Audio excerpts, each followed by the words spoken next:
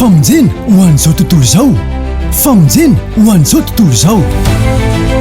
Ny fiangonana kristianina miara-mivavaka dia manolotra ho anao.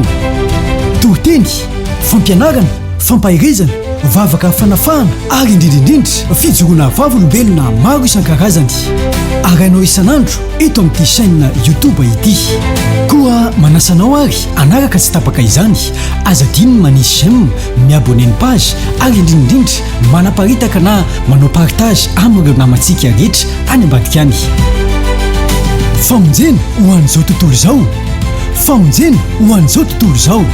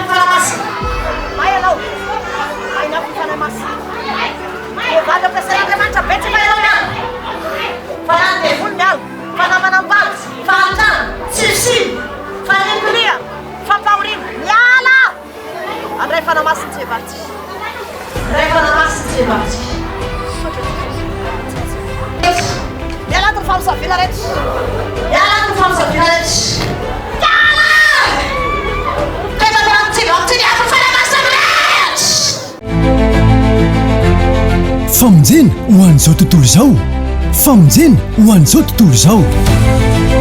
Ny fiangonana kristianina miara-mivavaka dia manolotra ho anao. Tohiteny, fampianarana, fampahirizana, vavaka fanafahana ary indrindrindrindra fijoroana vavolombelona maro isan-karazany. Arainao isan'andro eto amin'ity chaîne YouTube ity.